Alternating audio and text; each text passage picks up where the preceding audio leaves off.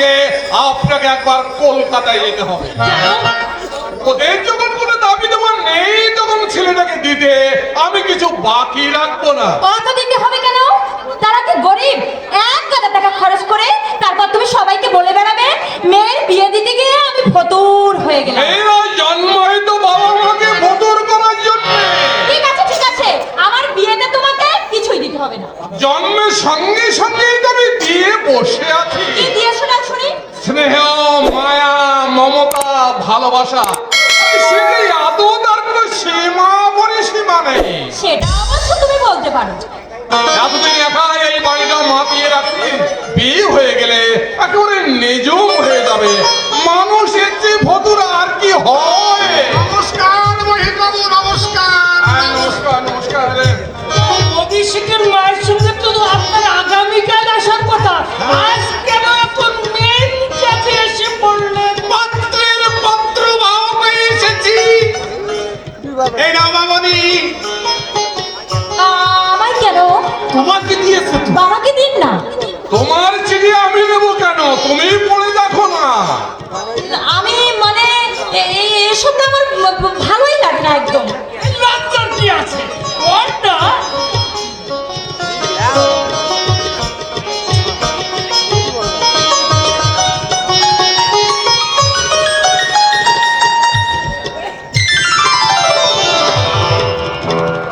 দেখতে পড়ে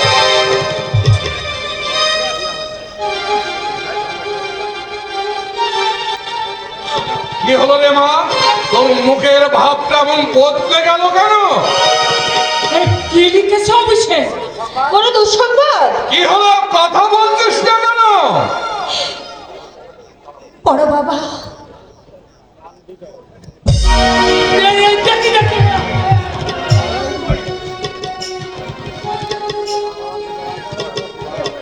বর্ণনা দেবে।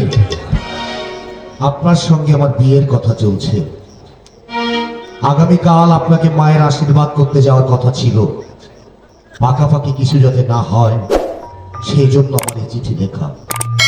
আপনার সম্বন্ধে যা শুনেছি তাতে আমার মনে হয়েছে আপনি আমার স্ত্রী হওয়ার সম্পূর্ণ অনুপযুক্ত। চিঠির ভাষায় যদি আঘাত দিয়ে থাকি ক্ষমা করবে।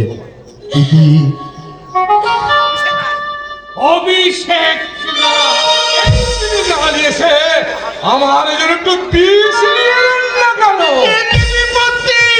চিঠির ভাষা শুনে আমাদের হাত পা থর করে কাঁপছে। বিনা কারণে এত বড় অন্যায়।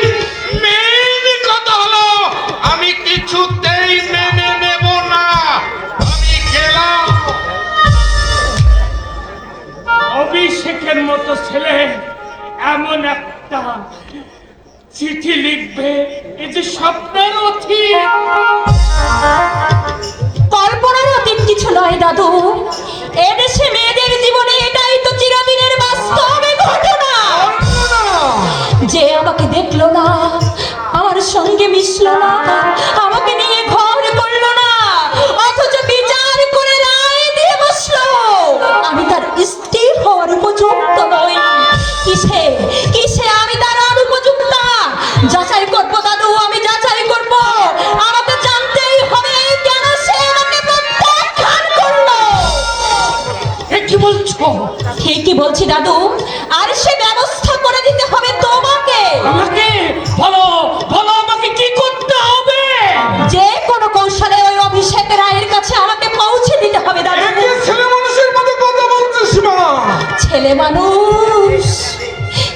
মানুষ আমি আর নেই বাবা। এত বড় অপমান আমি কিছুতেই সহ্য করবো না। সত্যি যদি তুমি এই অপমানের যোগ্য জবাব দিতে পারো, আমি তোমার সম্পূর্ণভাবে সাহায্য করবো। পারবো দাদু, আমি পারবো। যে মেয়েদের না হলে পুরুষের এক দণ্ডও চলে না, যে মেয়েদের পেটে পুরুষেরা সেই মেয়েদের জীবন নিয়ে ছিনিমিনি খেলে, আমি তাদের বুঝিয়ে দিতে চাই মেয়েরাও মানুষ। তাদের মর্যাদার আসন পুরুষের থেকে কোনো অংশেও ছোট নয়। কিন্তু কি বাবা, কলঙ্ক রটবে, লোকে নিন্দে করবে, করো, তবু অন্যায়ের কাছে আমি কিছু